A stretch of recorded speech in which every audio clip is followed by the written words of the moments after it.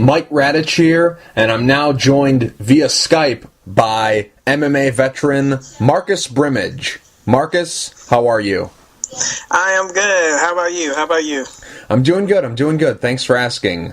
Marcus, we usually do this segment at the end of the interview, but I thought today we'd change up things and have some fun. The name of the segment is called Really Random. That's where I ask you a random question and you give me the real answer. Some of these questions are custom made just for you, and some of these questions are generic ones that I ask all the people I interview. So Here's the first question.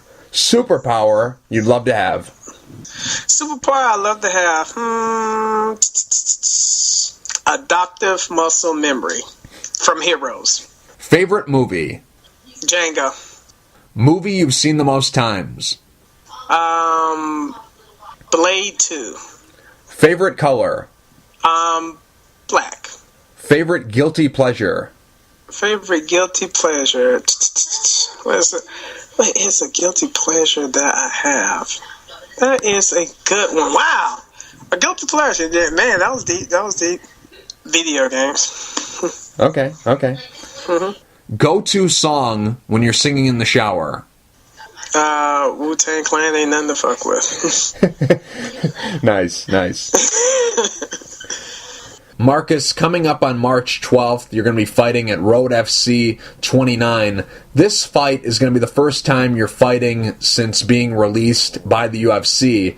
Before we start talking about that fight, let's talk about the fight that should have been the first time you were fighting outside the UFC. Let's talk about a fight that was supposed to happen back in January at a show called Z Promotions Fight Night Calgary. You were supposed to fight Sabah Fadai for the featherweight championship for Z Promotions.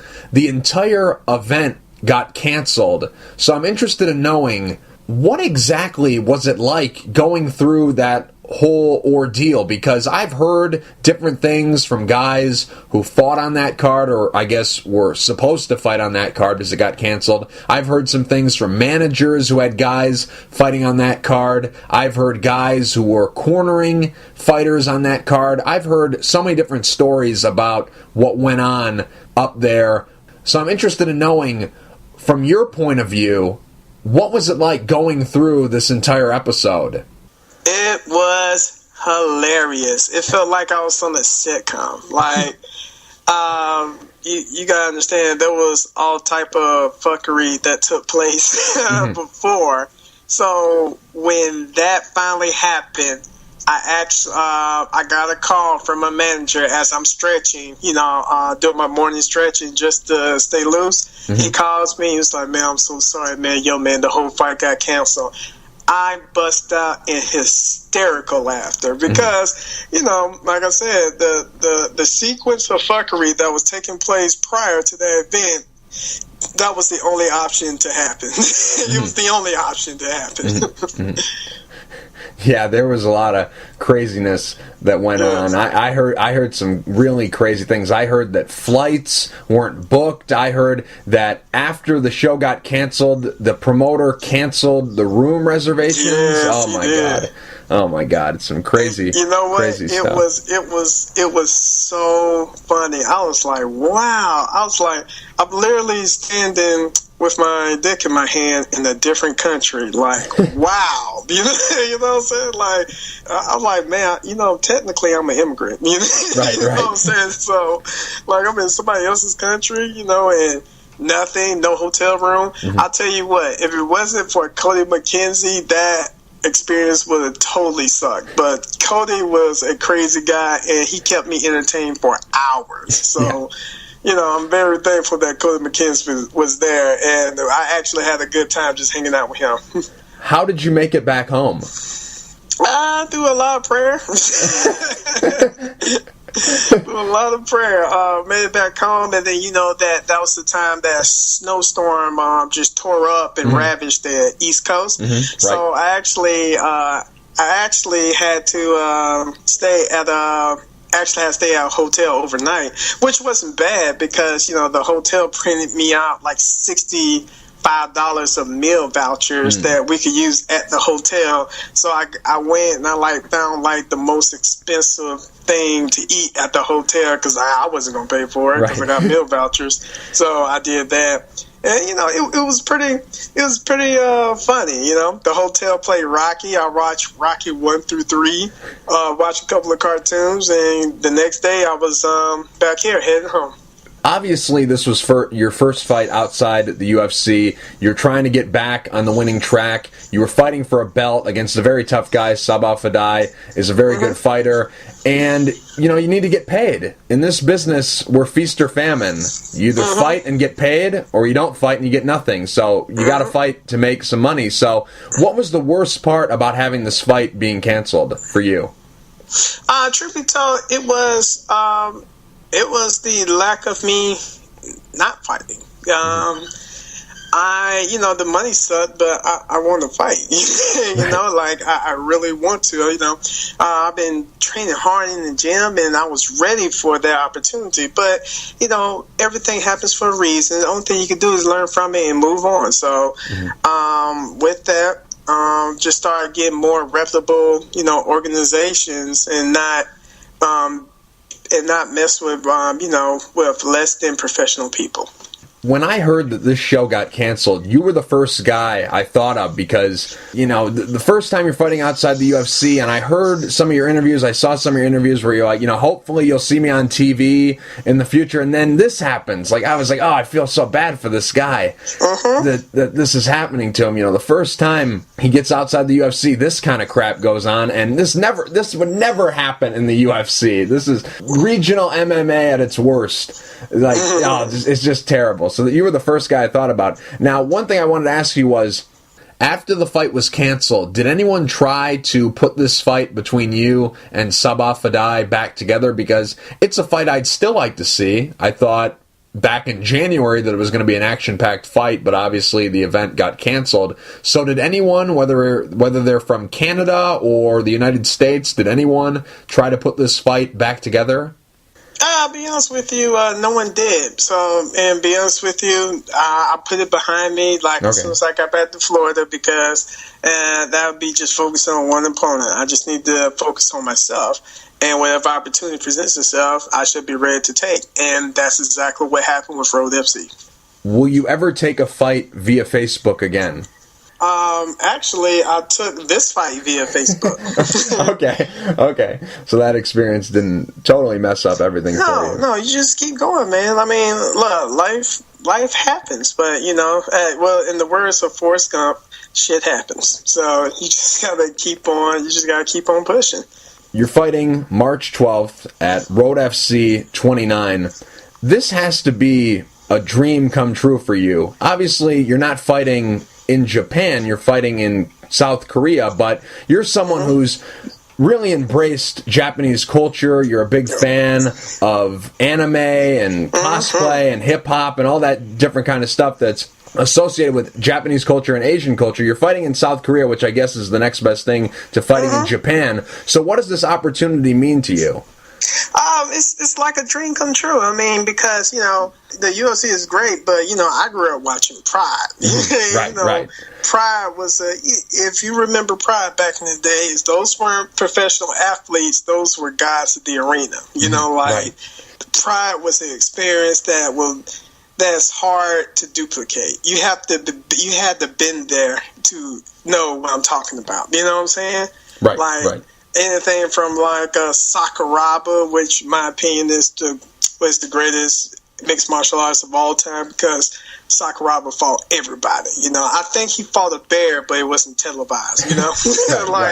Sakuraba fought everybody, and him, Carlos Newton, Rampage, Kevin Randleman, those guys were just so larger than life. When I saw in Japan, it's all about the show and the fight. So I was really impressed with that, and this is like a dream come true, because I'm getting closer and closer to the Japanese market, and that's one of the places I want to be. Especially, I'm so influenced by the culture, like you stated earlier. What part about fighting over in Asia are you looking forward to the most? Everything. Just being over in Asia. Like, I never been in Asia, and you gotta understand, I'm a black guy from Alabama. Like, right. That's at the bottom. The only thing beneath us is like Arkansas.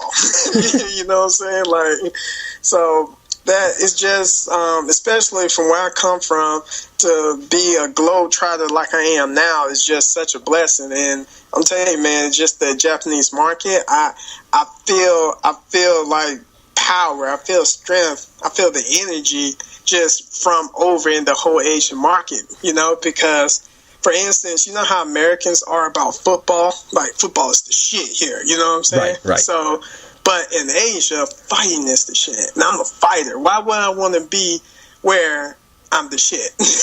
Right. Has anyone from American Top Team who normally wouldn't help you get ready for a fight, has anyone else jumped on board so that they can get a free trip to South Korea? Is anyone like, hey, Marcus, let me help you, I'll come corner you? Has anyone hit you up like that? Be honest with you, American Top Team is such like, everyone's very supportive about, everybody's career. I still was able to voice my opinion on who I want in my corner, but everyone has just told me, like, holy shit, dude, you're going to Asia, like, especially like Sapo was like, yeah. Marcus, you don't even understand what's about to happen. I'm like, really? He was like, dude, it's so much different. You'll love it. And I've just been getting those type of vibes like this whole camp. Everyone was telling me, man, you'll love it, dude. Don't worry about nothing. Like, especially with the way they treat you, the way it's organized. It was like, man, you won't experience nothing like that. Not even UFC. And I was like, whoa, that's a tall glass of water to drink, man. Mm-hmm. So you saying it's like that? I was like, Bram, you don't understand. I was like, okay, I can't wait to experience it. Mm-hmm. You've fought in a few different countries before. Mm-hmm. Obviously, you fought all over the United States. You fought in Canada before. You fought in Scotland. You fought in Australia. You fought in Sweden. So you've been around the globe. Are you good at traveling? Are you good at making these long fights? Or is this something that is difficult for you? Obviously, it's a huge opportunity. You can't pass it up. But do you like these long traveling flights that you have to do? Be honest with you, man, I'm all about the experience. Like I said, I am from Birmingham, Alabama. Holy shit. Like, it makes it hard for me to go back to the place that I used to live, because South Florida is my home now. But, right. Like, anytime I go Thanksgiving, like, it's hard for me to even converse with my friends, my friends that still stay there, because they don't even understand the stuff I've seen, Right. Because, like, going to Australia, Canada, Sweden, and, like, these, they don't understand, Scotland, now Korea. And, you know how it is. I've been around the world, and I come back, I'm like, man, this, that, and the other. They're like, oh, well, what that mean? I'm like, never mind. When are you flying out for the fight? I'm flying out tomorrow, 6 a.m. How long is the trip from your doorstep to wherever they pick you up in South Korea? How long's the trip all the way around? Dude, I have a flight at JFK. From what I understand, JFK is going to be anywhere between 2.5 to 3 hours. Then I have a 3-hour layover on top of that, plus the 14-hour flight to get there. You're fighting former 1FC champion Soo Klu Kim. I hope that's how you say his name. Yes. What are your thoughts about him as an opponent? Actually, he's a very experienced grappler. I looked at his technique, and very aggressive, especially the first and third rounds. His ground and pounds seem to be legit, and he's very good at cage control. I saw him fight in Rising, and then I saw him fight in Road FC. And, especially with the Japanese MMA, most of those guys don't understand cage control because they're used to a ring. You know what I'm saying? Right. And he's able to utilize that pretty well. So it's going to be like, the classic grappler versus striker type of thing, but he does chunk leather. So it's going to be a great, phenomenal fight. And I can't wait to come home as the victor. Right now, he's on a 6-fight unbeaten streak. He's 5-0 with 1 draw. The only draw came to Marlon Sandro, who's a very good fighter. Right now, you're on a 2-fight losing streak, so I'm interested in knowing, who do you think has more pressure on them, and who do you think needs this win more, you or him? Because he's on this nice win streak, and if he's able to get by you, that's a massive feather in his cap. And on your side, if you defeat him, that's a great boost for your career because you're back on the winning path. And, a win over this guy who's a former 1FC champion, that's going to impress Sean Shelby and those guys over at UFC. So who needs this win more, you or him? Truth be told, I don't know. I can't speak for my opponent. I only speak for myself, but there's no pressure on me at all. I am going to fight in the Asian market of mixed martial arts. No pressure on me at all. This is a dream, and why the hell would I be scared of my dream? Is this a multiple fight deal with Road FC, or is this just a one-off? No, this is a one-off because when you're dealing with the Asian culture and the Asian market, they don't want outsiders all in their shit, and which is completely understandable, So my manager was able to hustle up just a 1-fight deal. So what happened is I'm gonna give them a taste of what the Saiyan King can do, and then they want me. They're just gonna have to come and get me. Are you following in the footsteps of King Mo, and you're a money weight now? Because the fight against Sabah Fadai was supposed to be at 145. This fight is going to be at 135. So are you just going with the flow, whatever weight class they offer you? Because I know you're walking around very light nowadays. You're like 153 normally. So are you a money weight now? Truth be told, that is the option, but I would like to focus on 135 as much as I can because the thing is, it'll get me better prepared for my career. Because when you get to the higher levels, the guys are huge. For instance, I fought Conor McGregor. He's fighting at 170. Right. Like Whiskey Tango Foxtrot, Yeah. And that's like a whole different factor. So I want to be consistent, and the more I get comfortable at 135, the better it will be. Because I be honest with you, because of my lack of wrestling experience, I was very ignorant about weight cutting, and weight cutting is a skill. I don't care what no one else says; it's a skill. And if you don't have that skill, it played a very different factor.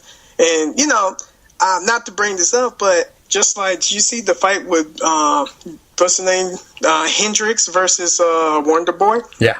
Mm-hmm. See, and only people who fight understands what I'm talking about. Because if you look at Johnny Hendricks, no homo, he looked good. You know what I'm saying? Right before he fought Wonder Boy, he looked good. But the thing is, he has a new body now. He lost weight and not cutting weight. You know what I'm saying? Because usually when you cut weight, you gain 20 and 30 pounds back. If you're really good, it's like 20 and 30 pounds, Right. And you have all that mass on you. But now he don't have the mass. You know what I'm saying? So he's a tank in his head because that's what he used to, but he lost all that weight, and that's why those kicks were affecting him so dramatically. Because if Stephen Wonderboy Thompson would have fought Hendricks like 2 years ago, he would have ran through those kicks because it would have been like a freight train of mass coming towards him. But now he lost the weight, he doesn't have that extra mass to stop it, and the kicks were messing him up, and it's a completely different thing. So now you got to learn how to fight at a different weight. And that's why I want to consistently stay at 135 so I can consistently get used to this weight and fight like I'm supposed to fight as a 135er. Are you full-blown vegan yet, or are you still a vegetarian with a little bit of fish? It's called flexitarian.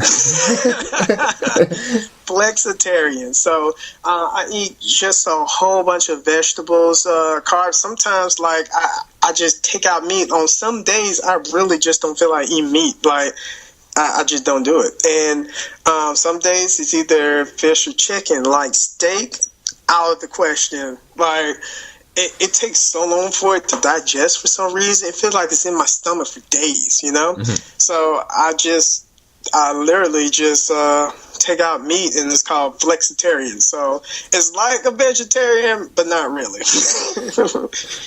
Celebrity people say you look like?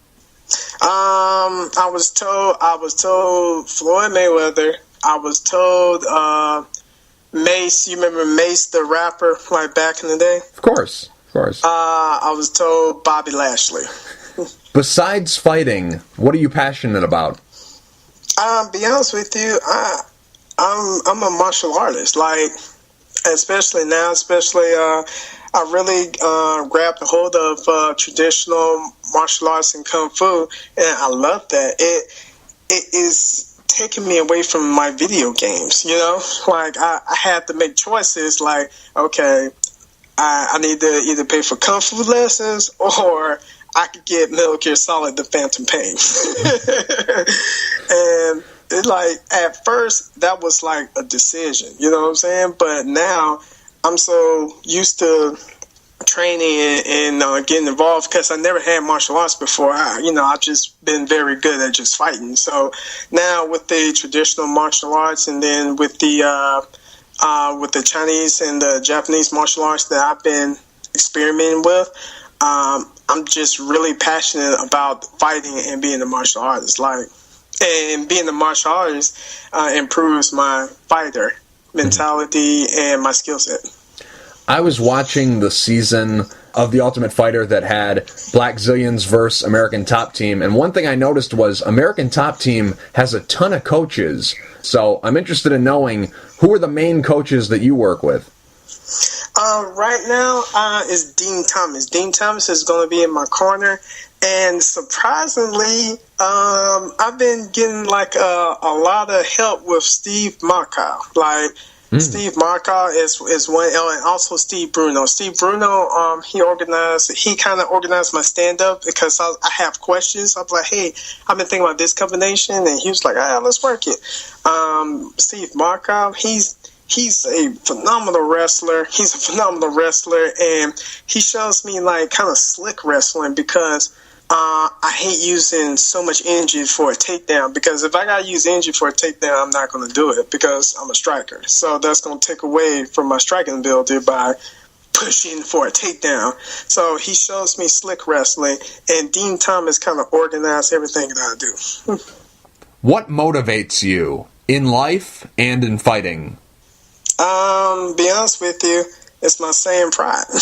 That's it. Like, my pride, as the saying, just keeps on making me go back into it, you know? Because I was so heartbroken when I got cut from the UFC, and I remember the only thing that made me happy was me working on my katas and me working on my forms that I learned from the traditional martial arts. And then that eased my mind, just kept me at it. And, my pride as a saying, I'm like, man, I ain't going out like this. Fuck that.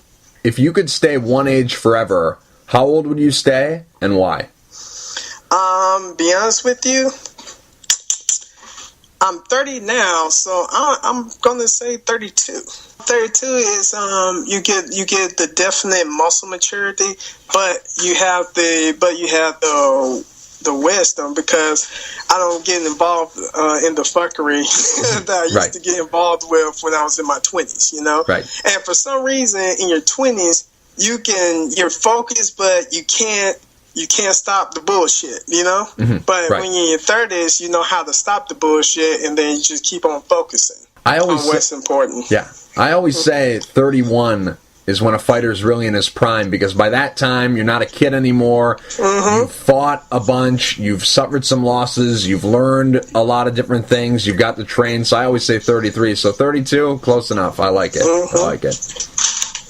If you could trade places with anyone in the world for a week, who would you trade places with and why? Anybody in the world for a week? Oh, that's a good question.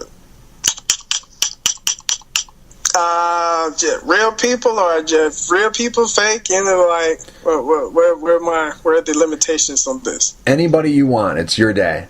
Oh, okay. Well, not to sound crazy, but it'll be Goku. I knew that was coming. I knew that was coming. You got to think about it, like, when I just accepted the fact that I'm so influenced by Japanese culture, and when I accepted the fact that I'm so influenced by Dragon Ball Z, I went ahead and accepted it, and I read up on it more, and the book called Over 9,000 Where World Collides really helped me understand why Goku is stronger than Vegeta. And just to be in that mindset, just to learn different things, and I ain't gonna lie, I want to throw a Kamehameha wave. I mean, who doesn't, So just learning, and then just having that fire spirit, that's what I'm emulating, and it's helping me, and it's got me through, like, a couple of the toughest times in my life. What's your favorite video game of all time? Streets of Rage 2. Now, I want you to be 100% honest, and I won't judge you by the answer you give here. Who's the better Black Ops player, you or your wife? Whoa, ho, we're going there. We are going there, huh? You know what? Like, as opposed to, like, one-on-one, I'm better, but for some reason, she's a clutch time player on the zombies. Yeah. She's a clutch time player on zombies. I'm like, all right, round 2, hey man, there's too many damn zombies. You know what I'm saying? Right. But she will come, she'll heal, she know how to drop bombs, she'll grab a potion, she'll turn into a monster, like kill everybody so I get revived. Like, she knows how to work the zombies. So, like I said, player versus player, I'm your man, but you talking about zombies and getting to like a 18th wave, it's my baby. You're a PlayStation guy, correct? Yes, sir, I am. And you know what? And when you get older, that's what I'm talking about. Like, you start making decisions, you start to stick with it. Because I had the PlayStation and the Xbox back in the day. Mm-hmm. But, now it's time for me to focus. So that's why I'm just going to be a PlayStation man. My kids going to play PlayStation. My kids going to play PlayStation. PlayStation's all up in the family, baby. Mm-hmm. Good man. Love PlayStation. Mm-hmm. All my life. Yes, PS1, sir. PS2, PS3, now PS4. Love it. You know what? I'm very disappointed in the Vita, though. Like, I felt like the Vita, it was like a total hand job because I thought it was going to be awesome. Like, especially that commercial where this guy was, like, playing a video game on his PlayStation 4, mm-hmm. and then he loaded up on his Vita, and then he just walked away playing a PlayStation 4 game on his Vita. I thought that was so cool. So I, like, got the Vita before the PlayStation 4 came out. Come to find out, it only does it on the Wi-Fi service, and if it is now on the same Wi-Fi, it doesn't work. I was like, that sucks. If I was a kid and my dad always hogging the big TV, mm-hmm. that would be awesome. But if I'm trying to go away and like continue up on my PlayStation game, I can't do it. What a bummer! I'm not the big. If they do that, Vita will outsell the DS. But right now, as far as hand games go, DS is holding it down. I used to be a big gamer, but, I'm working all the time. I don't have time for this stuff anymore. I played the PSP all the time when that was brand new. Mm-hmm. I was glued to that. I remember my homeboy put on the emulator on my PSP, and I had every game from Sega Genesis to Super Nintendo. That was awesome, man. I was playing Final Fight and Streets of Rage like it was nobody's business, and then Zelda Link's Awakening. Like, holy shit, that game was fun. Yeah, you're talking about all the good games. You're talking about the ones that I'm playing, yeah. Well, I played. I don't really play that many video games anymore, but when I did play, I was playing games like that. I love all that stuff. And we were talking about Black Ops, zombies. Yep. Oh, boy. Great. Did you play the Metal Gear Solid? No. See, I haven't been playing much.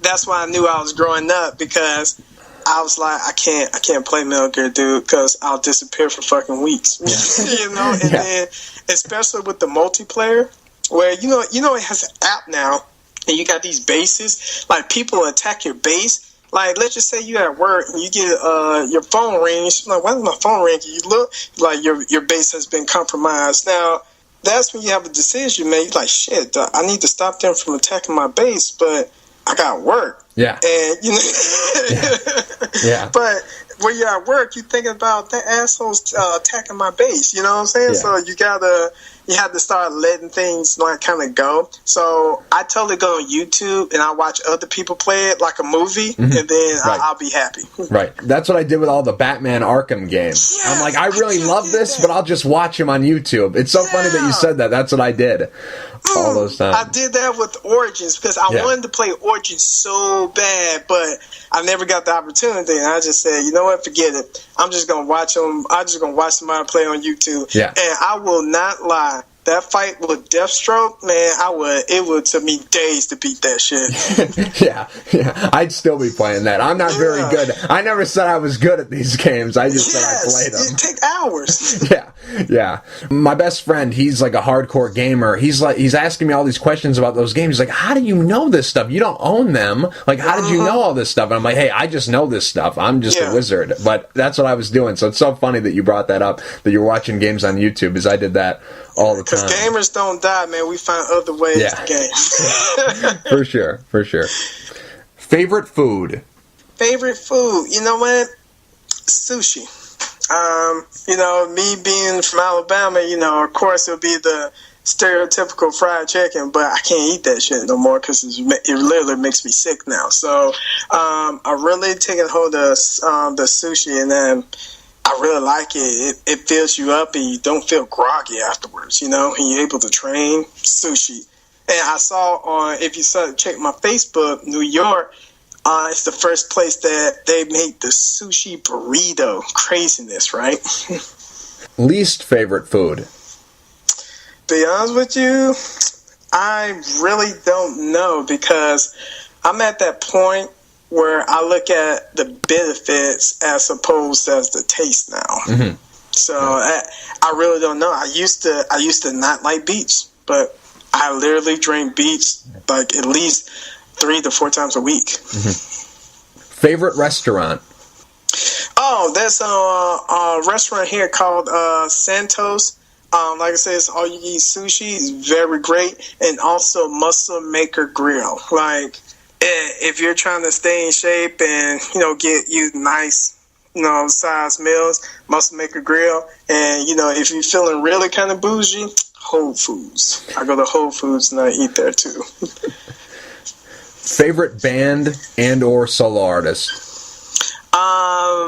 I put down a lot of hip-hop because it's just, you outgrow things in life. Jay-Z is always a good, hip-hop artist, but I'm into jazz, and my favorite jazz player is Stanley Turrentine. Favorite social media platform? The Score app, actually. The Score app, especially like with me and getting cut from UFC and going through like a little financial recession. The Score app has helped me out a lot because I get paid to post on the Score app. So I'm constantly on the Score app. The Score app is my favorite one.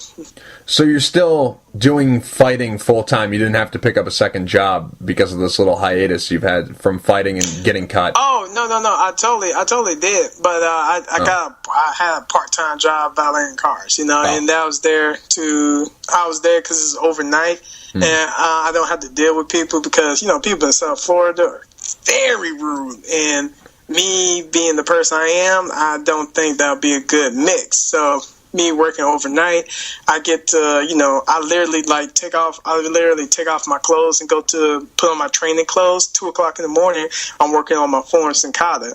And that's good training time for me, reading books, educating yourself, and taking on to use those 3 days just to heal from all the training and then back to the training afterwards.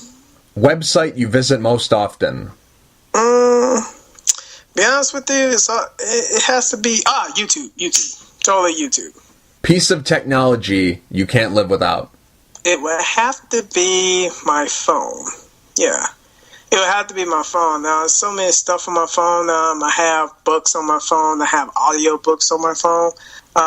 Being without my phone, I feel pretty naked. Now, you asked me that 2 years ago, it would totally be my PlayStation 4. But right now, it's my phone.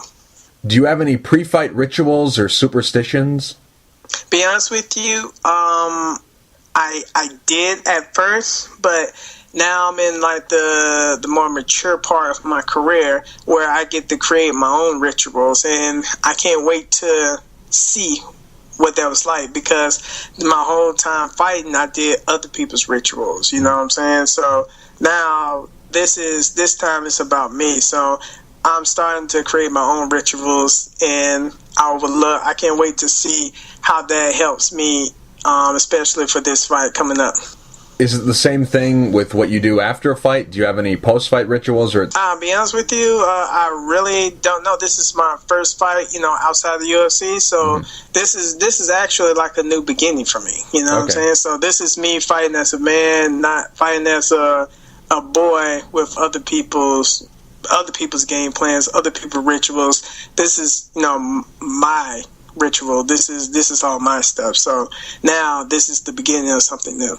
Favorite TV show, and it can be a show currently on the air or a show. Dragon Ball Z, I knew it. Why do you even ask this? I know. It's just I'm so used to it. It's just I've been doing it so long. I've been programmed to say it, and it just came out. I knew it was gonna come. But truth be told, there are shows that I don't watch much TV, but the shows I do enjoy with my wife. I'm totally on Arrow, Flash, and DC Heroes of Tomorrow, Legends of Tomorrow. I am totally on that because, it's so corny, but it's awesomely corny. You know what I'm saying? Especially Flash. Flash is like awesomely corny. And the show the CW have called The Originals, that's my shit. Like, I love me Klaus, man. I like the way he talks. It's off the chain. And the last one is The Walking Dead. I tell people all the time, like, people ask me how am I going to go into this fight. I tell them I'm coming back harder than the season 5 Rick Grimes. Because season 5 Rick lost it. He killed everybody. Yeah. Some of those shows you mentioned, I absolutely love Arrow. Love that. Love that show. It's a good show. Amazing show. At first I was like, but when the 3rd season came out, I binged it on Netflix, and I was like, holy shit, this is a good show. And then when the Flash hit, I love the crossover. You know what I'm saying? Like, I need help. Let me go to Central City to get Barry's help. I think that's so cool, Yeah. The most recent crossover they did with Vandal Savage, and that was awesome. That was so great. I love that one so much. Have you seen DC Legends of Tomorrow as well? Oh, watch it all the time. Love that show. You know what? And be honest with you, I'm the type of dude I don't pay attention to it during the week, but Sunday I watch them all together. You know what I'm saying? That's what I do. Yeah. So I'm like 2 or 3 weeks behind. Yes. And I stockpile them up, so I watch them 2 at a time. So I'll watch these 2 episodes that I have on my DVR, then this upcoming week and next week I won't watch, and then so I have them always constantly because I can't watch commercials, can't do that anymore. Nope, can't do it. And I get impatient when I see the cliffhanger ending. I got to know what happened, so that's why I just stockpile them. Yes, that's a smart way to do it. Also, I forgot to mention the show Into the Badlands. Like, it was just 6 episodes, what really pissed me off. But it's so fun to see that type of fight choreography in the show. Like I thought Arrow was cool with the fighting. Into the Badlands is the shit when it comes to fighting, and they're like they're movie quality fights every week. Yeah. Have you seen Into the Badlands?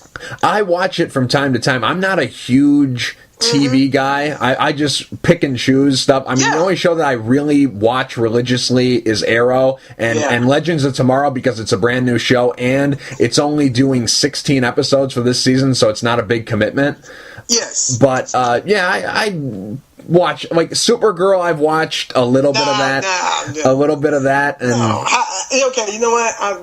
Before I start sounding negative, how is that? Like, I kind of saw it. I was like, can you tell me how is it? Like, is it worth? Is the juice worth the squeeze? I would wait a couple seasons and then binge watch them later. That's what I do because it's it's kind of weird because they're balancing two different things. They're trying to make it just like a Superman show, but then they're also trying to make it like Gossip Girl and those kind of shows. They're trying to mesh the two. I'm too in there now. You see, this is what I'm talking about. As when you're in your 20s, you can't stop the fuckery. You know, like right now, you gave me a way to do it, but that's the juice ain't worth the squeeze. You know what I'm saying? Okay. That's literally what you told me. You'd be like, yeah, dog, the juice ain't worth the squeeze. Yeah. And so I'm like, nah, it's cool. I got my lineup, my weekly, my Sunday lineup, my Sunday mashup, you know? Yeah. And Game of Thrones is coming back on. Like, that was my shit, you know? Yeah. And last season was totally whack. So, but I heard that last season was a build up for this season. So I'm like, all right, okay.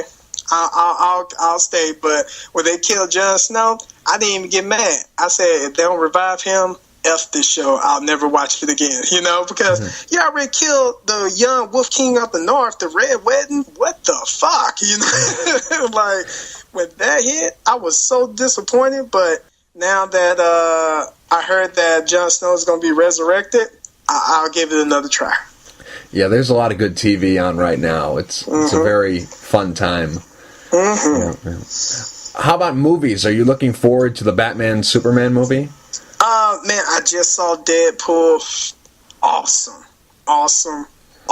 Like, finally, like, the thing is with superhero movies, like, for some reason, Hollywood think they could do it better. Right. I'm like, you got 30 years of mythology. Don't fuck it up. You know what I'm saying? 30 years. You know, stick to the script. Yeah. But I am super excited about the Batman Superman movie.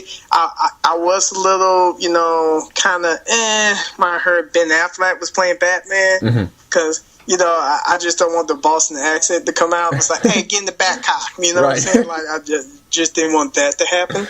But it looks to be a very interesting movie, and now I know that Doomsday is in it, so I'm like, I gotta check it out, right? Yeah.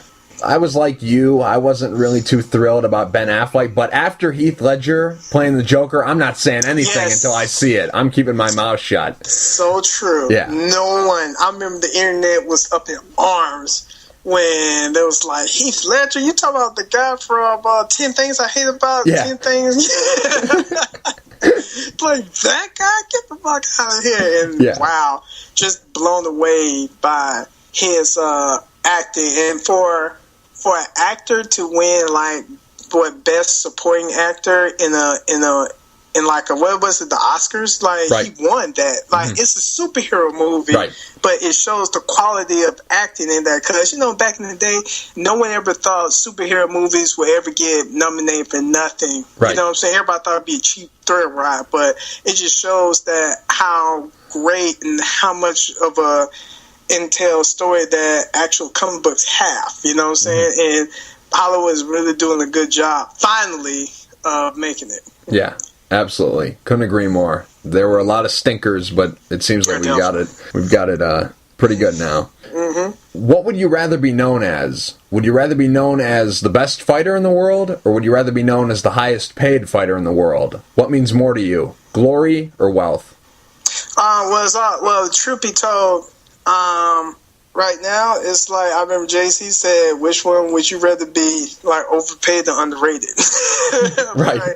And truth be told, being overpaid ain't that bad, you know? And it's all a matter of opinions, and opinions are like assholes. I mean, everybody got one. So, at the end of the day, you know, I want to be the greatest of all time, and me being the greatest of all time, the money will come, but I just need to focus on being the greatest.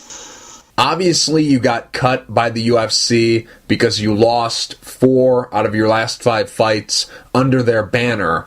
And I get it. I understand. Jimmy Rivera, Cody Garbrandt, Russell Doan, and Conor McGregor. I understand that they're all great fighters, but you're a great fighter. And there's no shame in losing to any of those guys. So, what went wrong for you during the tail end of your UFC run? Lack of emotional maturity. I didn't have control of myself. I didn't know how to let go of certain things. you know, certain mentalities. And the thing is, when you start fighting, you start figuring out about self-expression. But when you try to express yourself and, you know, people try to put you in the box, and it's the box that they understand, you know what I'm saying? And you want to go a different way, but they tell you, no. For instance, like me fighting, for example, like, people don't know this, I have 2 degrees. I have 2 in criminal justice, all right? So you understand, like, me dealing with my parents and people, mindset in Alabama, they was like, dude, you want to leave Alabama to go to South Florida to fight? Why the hell would you want to do that? Well, that's what I want to do. So the thing is, do you stay in that box, or do you dare to be different? And that's one of the things that I was having trouble adjusting to when, like, in the UFC, you know? First of all, it was like, before I even start this off, like, at the end of the day, I understand that these are just excuses, you know what I'm saying? Because when it's worried about winning, and you adjust on your way. But when you have hindsight, you get to look at the mistakes you made, and you get to correct it so it won't happen again. But I will say emotional immaturity was a very huge factor in my exodus from the UFC.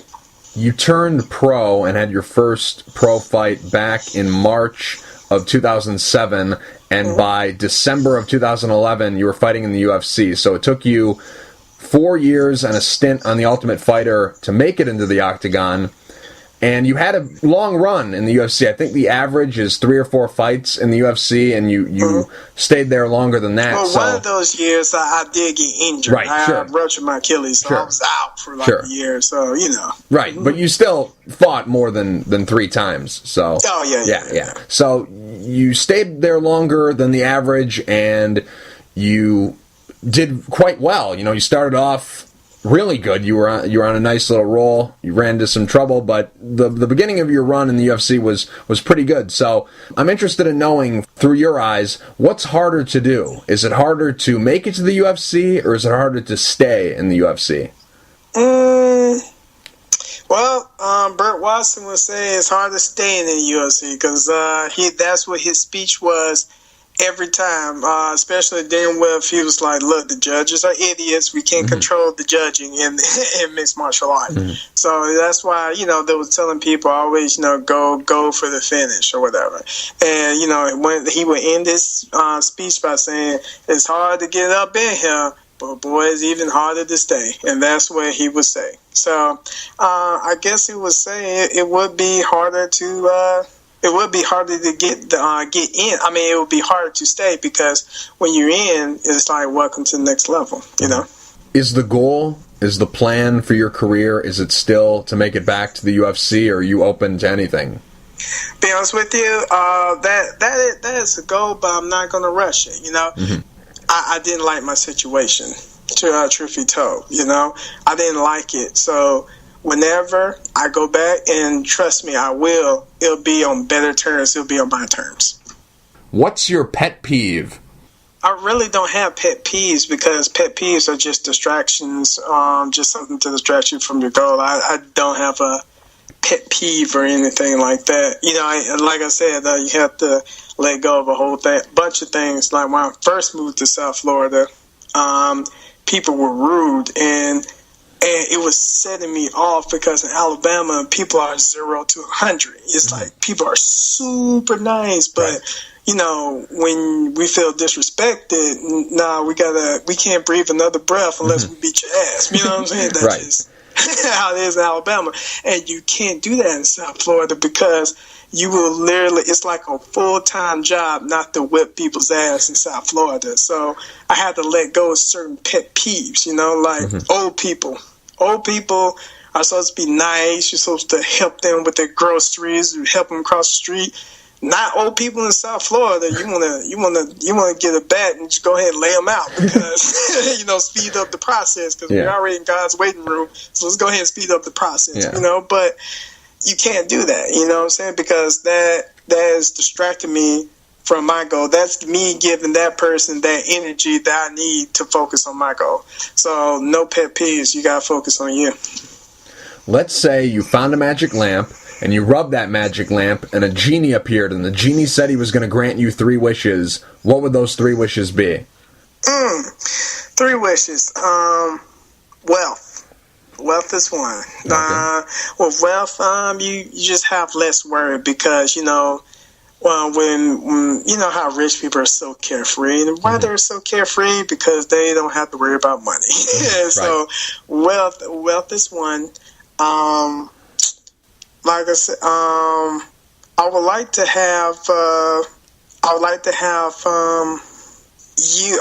have youth. Like, for instance, it's kind of like a flip side to a coin because, no one likes getting old. So, but, if you got eternal life, you will go through so much pain because you will see all your loved ones die. You might end up like Vandal Savage.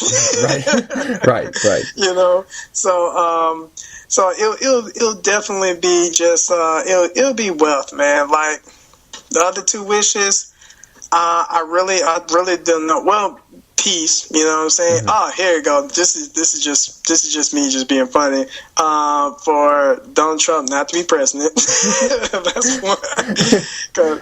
Cause man, he is outrageous with it. So, me it'd be wealth, Donald Trump not being president, and you know what? I'll save the 3rd one for when I'm mature enough to reach that point to where I want something else, I was like, let me keep that in my back pocket for insurance, you know what I'm saying? Right. So I always keep one wish because I'm 30 now. My perspective might change when I hit 50. You know what I'm saying? So always keep it up. Like if I was in my 20s, I would blew all 3 wishes right then and there, But me being older now, I would just want to see how I mature and how my perspective changed. So those are my 2 wishes. I'll keep the 3rd one in my back pocket. What's the best thing that ever happened to you? Me meeting my wife. Like, I honest to God could say that because, being here, being in South Florida, being in a different land, dealing with people, like, people are different down here. People are a lot grimier. This is a sunny place full of shady people. So me meeting my wife, she really changed my whole perspective because, truth be told, I didn't understand what love was till I met her. So me meeting my wife is the best thing that ever happened to me. What's the worst thing that ever happened to you? It's the worst thing that ever happened to me. Be honest with you, nothing, because that's always good at every situation. I mean, I got cut from the UFC, but now I'm about to fight in the Asian market. Right, like, that's a dream to me. I couldn't do that while I was still in the UFC. You know what I'm saying? Me getting my Achilles rupture, that took me out for a year. During that time, I was able to stop and look around my life and see things that I needed to change, and I changed it, Just like on why I got injured with my knee, and it took me out 2 years.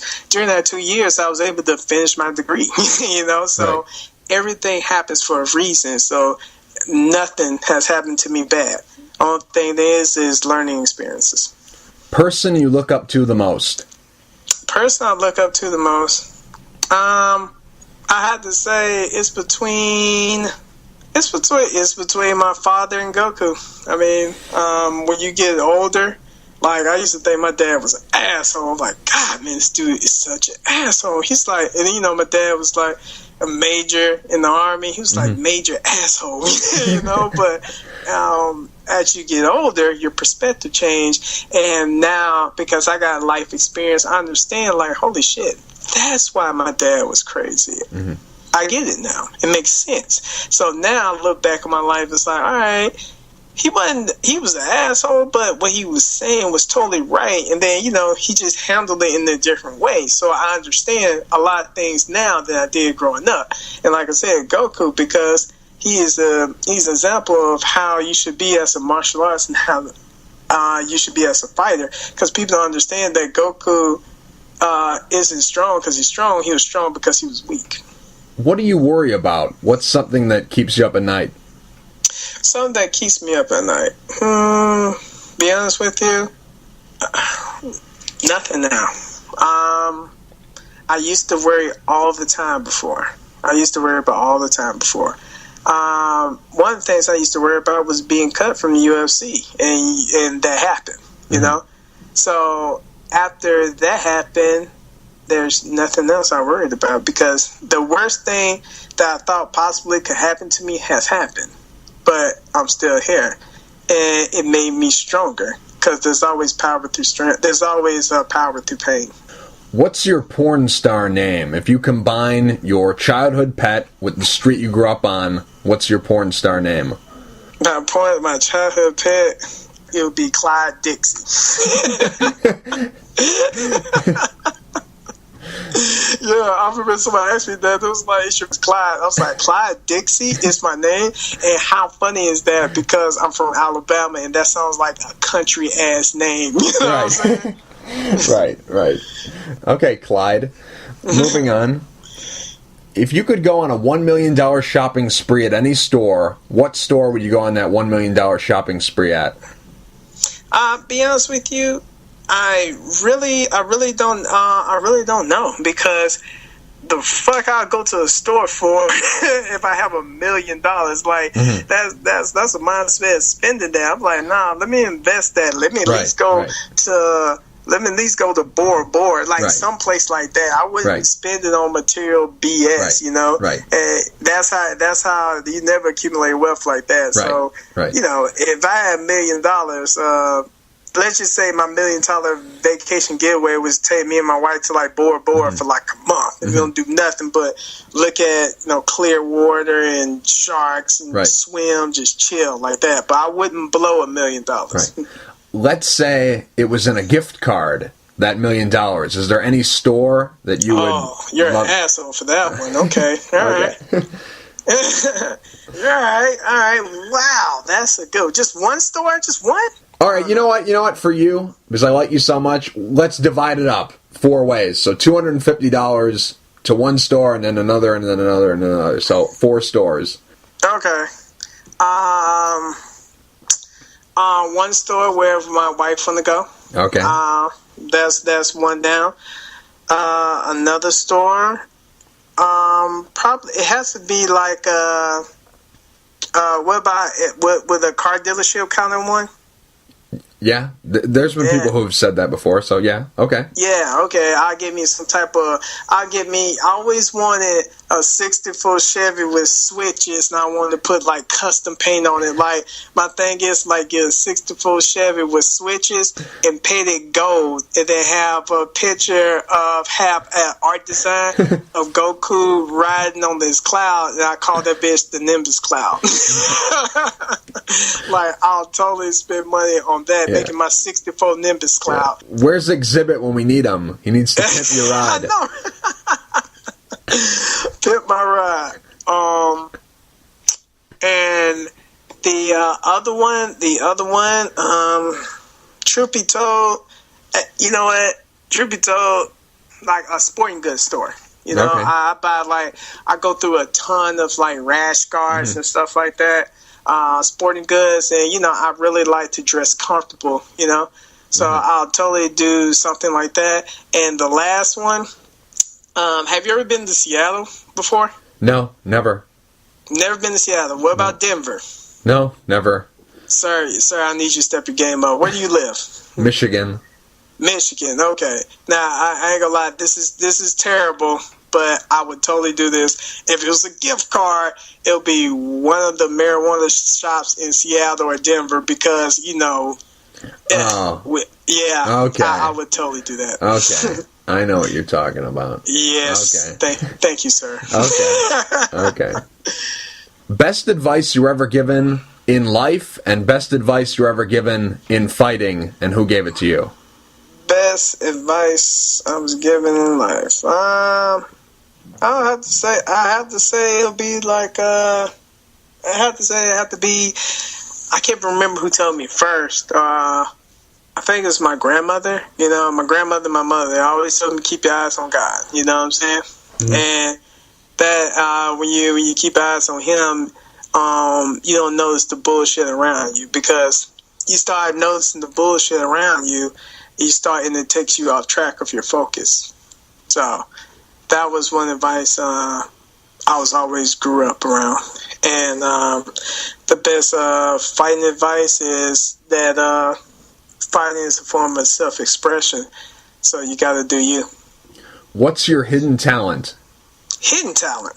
Mm-hmm. Hidden talent. Truth be told, what you see, what you see is honestly what you get. People have told me before that when they have a conversation with me, they're blown away because they wouldn't think a guy from Alabama would be this deep and like this knowledgeable. But I guess my conversation would be a hidden talent because I blow people away, especially in South Florida. They're like, "Are you sure you're from Alabama?" I'm like, "Yes." And just me conversing. That's like a hidden talent I have. Persuasion, and I uplift other people's spirits. That's one. Number one thing on your bucket list? I totally would like to. Oh, you ever seen one of those like the windsuits guys? Like, yes, I would totally jump off a cliff and like open my wings like a flying squirrel, and I'll totally do that because I saw a documentary on it and it looked wonderful. Not everybody comes back. Yeah. But if I'm gonna die anyway, I might as well do that. If you could change one thing about the world, what would you change and why?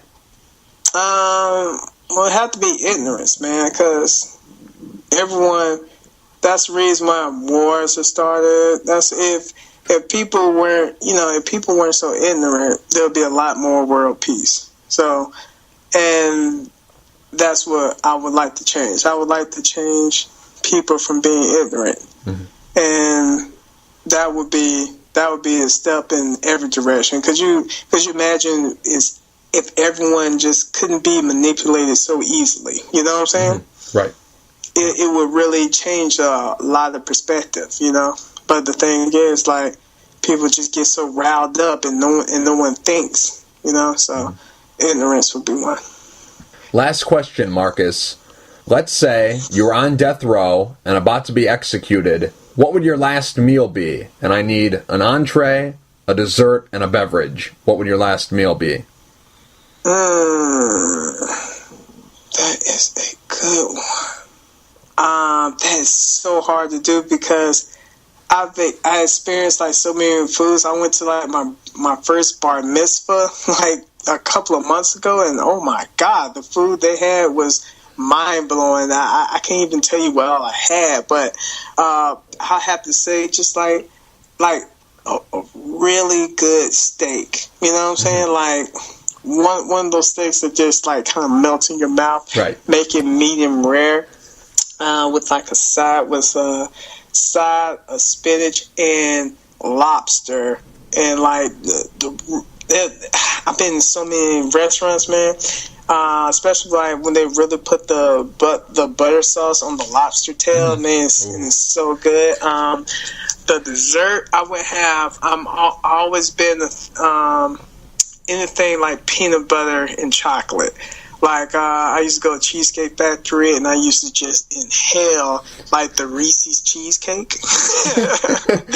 Like those things are good. Like anything peanut butter and chocolate, any dish anybody could think of that's peanut butter and majority chocolate, I would devour that. And I would have to end it with some Chinese plum wine. Plum wine, it tastes good and it does its job. So I would have to wash it down with that. Marcus, real quick before I let you go, do you have any sponsors you'd like to thank, and is there anything you'd like to say to the fans? Be honest with you, no sponsors for this one, but I would just like to tell my fans, hey, thank you so much for just believing in me. Like, I had so many fans like, yo, man, when you fighting again? When you fighting again? When you fighting again? Like, everyone just hit me up on Twitter, ask me when I'm fighting again. Mm-hmm. I'd just like to say thank you to my fans for making me be a better person, making me be a better fighter, making me, shrug that shit off and getting back out there. And also, I'd like to give a special shout out to my new management. It's called Capsule Court Management. They're the ones who set this fight up. So, and I'm a Dragon Ball Z guy, and I'm managed by Capsule Court Management. So, big shout out to Capsule Court Management. Marcus, thank you for taking the time to talk. I really appreciate it, and best of luck coming up on March 12th. Thank you so much, man. I really appreciate it.